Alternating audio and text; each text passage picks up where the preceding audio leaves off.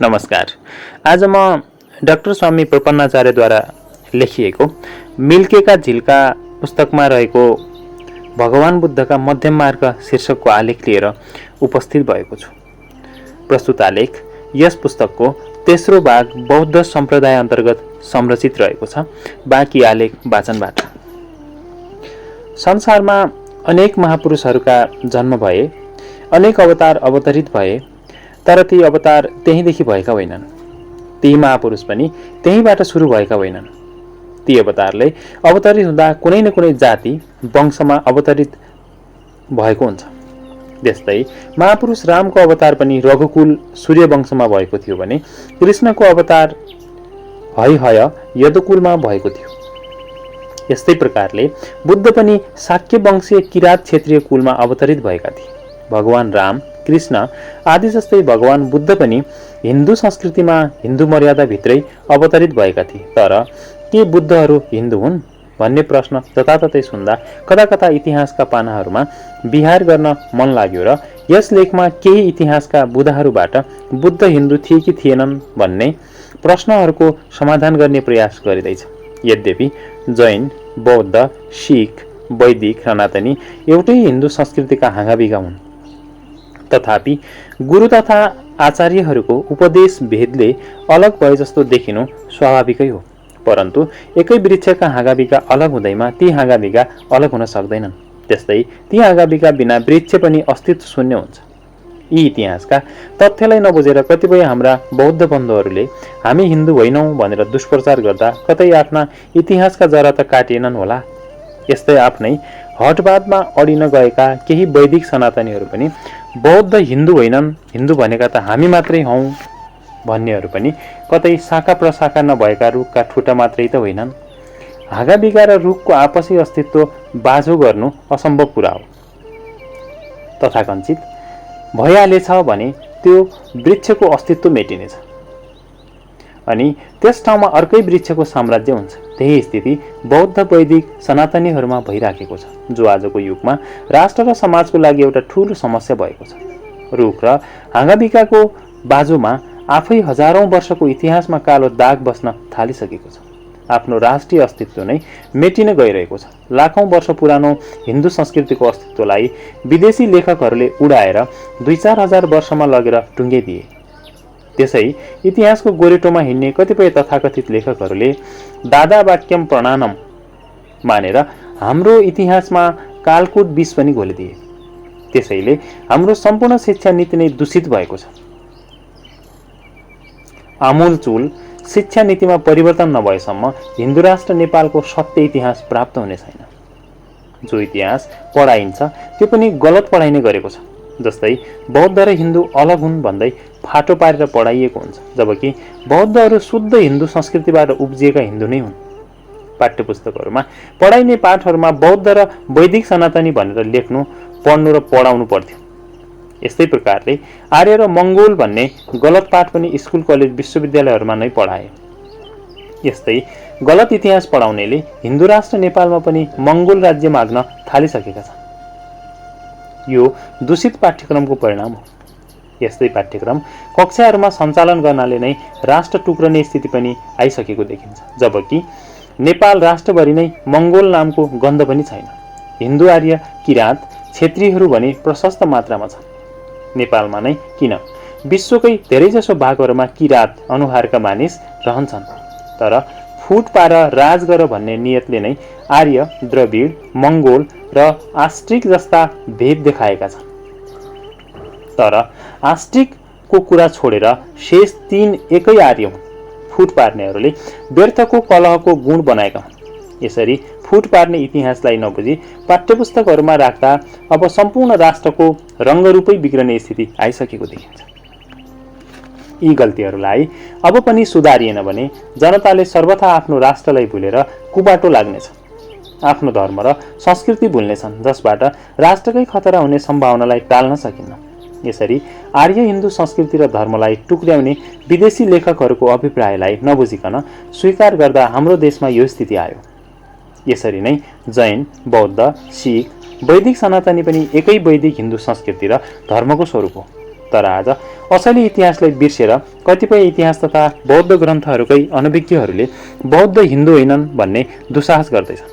परन्तु उनीहरूका लागि मैले यो लेख लेखेको होइन, किनभने वादी भद्रन्न पश्यन्ति भन्ने आचार्योक्ति पनि याद राख्नुपर्ने हुन्छ। यो लेख वास्तविक तथ्य जान्न खोज्नेहरूका लागि लेखिएको हो। त्यसैले यहाँ महायानिक बौद्ध ग्रन्थ, ललित विस्तार आदिका केही ऐतिहासिक र सांस्कृतिक बुदाहरू पाठक वाचक वृन्द सामु राखिँदैछ। सत्य र झुटो के हो त्यो निर्छिर विवेचन पेशल पाठक वृन्दबाटै भविष्यमा सुन्न पाइएला भन्ने विश्वास पनि राखेको छ। मूलतः शाक्य वंशीय किराँत क्षेत्रीयहरू इक्ष्वाकुका वंशज हुन्। शाक्यहरू इक्ष्वाकु वंशका हुन् भने के इक्ष्वाकु अहिन्दू थिए त? वस्तुतः इक्ष्वाकुलाई अहिन्दू बनाउने कसैको साहस छैन। त्यसैले महाराज शुद्धोधन अहिन्दू हुन सक्दैनन्। यसै प्रकारले किमर्थ बोधिसत्व ब्राह्मण क्षेत्रीय कुलद्वय एवत्व देन्ते। यस वाक्यमा प्रश्नकर्ता भिक्षुले भने भन्ते बोधिसत्व बुद्धहरूले किन ब्राह्मण र क्षेत्रीय कुलमा मात्रै जन्म लिन्छ? यहाँ प्रश्नकर्ताको आशय साह्रै गहिरो र मनन योग्य छ। सर्वार्थ सिद्धको जन्म हुनुभन्दा पहिले पनि बुद्धहरूले ब्राह्मण र क्षेत्रीय कुलमै जन्म लिएका रहेछन् भन्ने इतिहासले प्रष्ट हुन्छ। त्यसो हो भने ब्राह्मण र क्षेत्रीय अहिन्दू हुन् त? यो स्वयं उहाँहरूले नै ठण्डा दिमागले विचार गर्नुपर्ने हुन्छ। हिन्दूको वंशज अहिन्दू हुँदैन भन्ने कुरा सबैलाई थाहा छ। सर्वार्थ सिद्ध गर्भमा हुँदा मायादेवीलाई माइत जाने दुहद इच्छा भयो। कपिलवस्तुको राजभवन छोड्नुभन्दा पूर्व कैयौं ब्राह्मण तथा कन्याकुमारीहरूलाई यथेच्छ अनेक प्रकारका भोजन खुवाएपछि मायादेवीले यथेच्छ दान दक्षिणा गरिन्। याद रहोस्, ब्राह्मण भोजन, कुमारी पूजा र दान दक्षिणा आदि हिन्दू संस्कृतिमा बाहेक विश्वका कुनै संस्कृतिमा पनि छैन। जहाँ छ त्यो हिन्दू संस्कृति नै हो। महाराज शुद्धोधन र मायादेवीले यति मात्रै गरेका होइनन्, अपितु जब लुम्बिनी सालोध्यानमा सर्वार्थ सिद्धको जन्म भयो त्यसबेला नवजात बालकलाई लिएर कपिलवस्तु फर्किँदा मायादेवीलाई सिन्दूर यात्रा उत्सवको साथ लगे। के सिन्दूर यात्रा अहिन्दूको संस्कृति हो र? 5औं दिनमा नामाकरण गर्दा गरेको लावा अबिर आदिको मङ्गल उत्सव संस्कृति अवश्य पनि अहिन्दूको होइन। नामाकरण गर्दा तथा सबैलाई बिदा दिँदा तीनै वेदका पारङ्गत ब्राह्मणलाई वेद पाठ गराएर ब्राह्मण भोजन र दक्षिणा दिने राजा रानी कसरी अहिन्दू हुन सक्छन्? यो आर्य हिन्दूहरूको अति प्राचीन संस्कृति हो, जुन संस्कृतिलाई महाराज शुद्धोधन र महारानी मायादेवीले पालन गर्दै आएका थिए। उपर्युक्त ब्राह्मणहरूले महाराज शुद्धोधनको राजभवनलाई वेद मन्त्रका स्वरले गुन्जयमान पार्थे। यिनै ब्राह्मणहरूले बालकको नाम सर्वार्थ सिद्ध राखे। सर्वार्थ सिद्ध आफ्ना मातापिताका एकै पुत्र थिए। त्यसैले भगवान बुद्धको नारायणको नाम सम्पूर्ण अर्थलाई सिद्ध गर्ने हुनाले राखेको सर्वार्थ सिद्ध हो। यस्तै दान दिएर पुण्य माग्नु, पूर्वजन्ममा गरेको पुण्यले राम्रो र नराम्रो हुनु, मङ्गलगाथा गाउनु, शङ्ख घण्टा बजाउनु, चमर डोलाउनु तथा नक्षत्र मण्डलको आधारमा शुभ कार्य गर्नु शुद्ध वैदिक हिन्दू संस्कृति हो। 5000 पूर्ण कलशले स्वागत गर्नु यस्ता अनेकौं प्रमाणहरू ललित विस्तार ग्रन्थमा पाइन्छ। यी बुद्धको जीवनमा प्रत्यक्ष घटेका थिए। महाराज शुद्धोधनले पाद्य र अर्घादिले महर्षि असितको स्वागत गरेका थिए। महर्षि असितले सर्वार्थ सिद्धलाई 32 लक्षणले युक्त भएको बताएका थिए। भान्जा भान्जीहरूलाई मिठो खानेकुरा खुवाएर राम्रा राम्रा लुगा र दान दक्षिणा पनि शुद्धोधनले दिएका थिए। यसरी सर्वार्थ सिद्ध 5 वर्षका भएपछि महाराज शुद्धोधनले आचार्य विश्वामित्रको पाठशालामा लिपि ज्ञान गर्न पठाए। सर्वार्थ सिद्ध उष्ण सारचन्दनले बनेको सुन्दर सुनौलो रङको तिलक निधारमा लगाएर पढ्न गएका थिए। त्यसबेला 5 वर्षका बालक सर्वार्थ सिद्धले ब्राह्मी, खरोष्टी आदि 64 लिपिहरूको नाम गिनाएर आचार्य विश्वामित्रलाई आश्चर्यचकित पारेका थिए। यहाँ यो भन्नु छ कि निधारमा तिलक लगाउने संस्कृति प्राचीन हिन्दू धर्मभित्रको संस्कृति हो। के तिलक लगाउने अहिन्दू हुन्छन् र? यस्तो सिंह र पुच्छरको विवाद आफ्नो इतिहास र संस्कृति तथा धर्मको ज्ञान नहुनेले मात्र गर्छ। यति मात्रै होइन, अपितु सर्वार्थ सिद्धले राजभवन परित्याग गर्नुभन्दा पूर्व आलार कालाम र खुद्द कराम पुत्र आदि जस्ता उद्भट वैदिक विद्वानहरूबाट सौरत्य र योगशास्त्र पढेका थिए। चित्त नबुझ्ने कुरा अर्कै हो, तर यी विद्वान आचार्यहरू अहिन्दू थिएनन्। यसरी सर्वार्थ सिद्धले 29 वर्षको उमेरमा राजभवनको त्याग गरेका थिए। त्यसपछि पनि अनेक तीर्थस्थल र तपोभूमिहरूमा तीर्थ, व्रत र तप गर्दै हिँड्दा गयामा पुगे। उहाँ सर्वार्थ सिद्धले बोधि पिपल वृक्ष मुनि बसेर तप गर्दा ज्ञान बुद्धत्व प्राप्त भयो। जस दिनबाट सर्वार्थ सिद्ध बुद्ध कहलाउन थाले। सर्वार्थ सिद्ध बुद्ध भएर सारनाथ आदिमा भ्रमण गरी पहिलो पटक कपिलवस्तु पुग्दा पिता महाराज शुद्धोधनले निग्रोड्राममा निवास गर्ने व्यवस्था गरिदिएका थिए। शुद्धोधन स्वागत गर्न जाँदा कपिलवस्तुका ब्राह्मण, क्षत्रिय, वैश्य र शूद्र सबै समान रूपले बुद्धको स्वागत गर्न पुगेका थिए। बुद्धकी श्रीमती यशोधराले 9000 क्षेत्रीय सेविकाहरूसहित निड्रोग्राम गएर बुद्धको स्वागत गरेकी थिए। 5000 कन्या तथा 5000 ब्राह्मणहरू घण्टा बजाउँदै मङ्गल शब्द उच्चारण गर्दै हिँड्नु अहिन्दू संस्कृति हो र?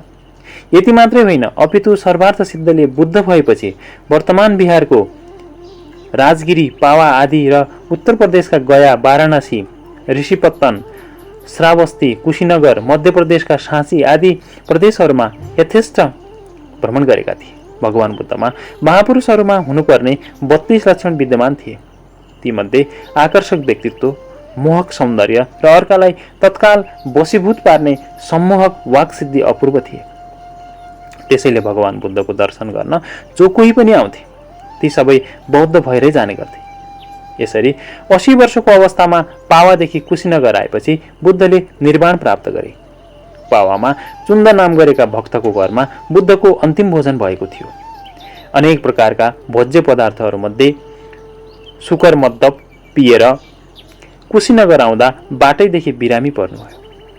निर्वाण भएपछि बुद्धको पार्थिव शरीरको अन्तिम संस्कार गर्ने अधिकारबारे ठूलो विवाद खडा भयो। त्यतिखेरका राजा महाराजाहरू बुद्धकै अनुयायी र शिष्य भइसकेका थिए। कोली, मल्ल, शाक्य आदि सबै राजाहरूले आफ्ना अधिकार खोजे।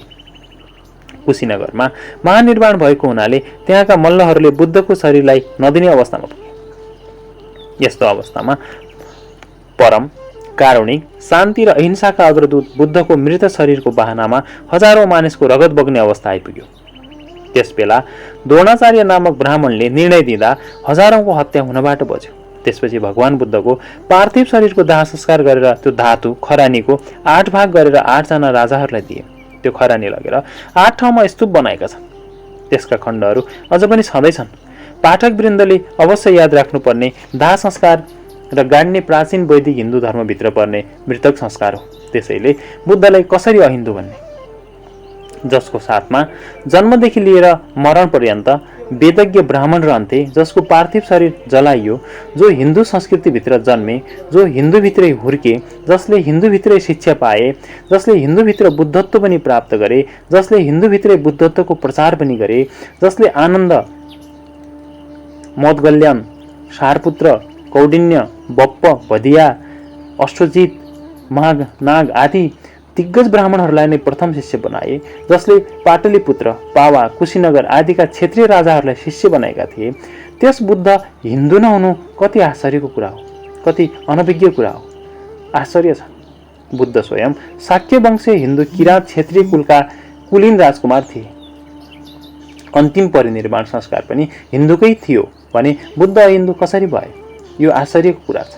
हामी हिन्दू होइनौँ भन्नेहरूले अवश्य नै विचार गर्नुपर्ने कुरा छ। स्वार्थ चरित्र हो भने हामीले केही भन्नु छैन, तर भौगोलिक परिवेश र देशभेदको कुरा अर्कै हो। जब भगवान बुद्ध हिन्दू पुत्र थिए तब बुद्धलाई मान्ने उनका अनुयायी सबै हिन्दू नै भए। यसमा आश्चर्य मान्ने कुरै छैन। स्वार्थको कुरा र अज्ञानको कुरा अर्कै हो। हिन्दू शब्दलाई मन नपराउनु अर्कै कुरा हो। यति हुँदाहुँदै पनि भगवान बुद्ध कसैको एकलौटी पेवा होइनन्। एसिया महाद्वीपको ज्योति मात्रै होइनन्, अपितु आजको विश्व नै भगवान बुद्धबाट आलोकित छ।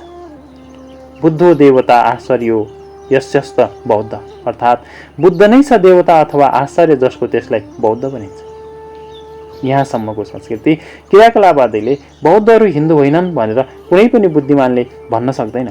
यसरी बौद्धहरू हिन्दू संस्कृति परिपोषक हिन्दूहरूका 9औं अवतारका अनुयायी हिन्दू नै हुन् भन्ने प्रमाणहरूमा सन्देह छैन। उपर्युक्त प्रमाणहरूले सिद्ध भइसकेको छ बुद्धलाई नवौं अवतार मान्नु हुँदैन र यो होइन भन्नेहरूको पनि कमी छैन। तर व्यास आदिले पुराणहरूमा नवौं अवतार बुद्ध हुनेछन् भनेर लेखिसकेको हुनाले त्यसलाई मेटाउने कसैको तागत छैन। धन्यवाद।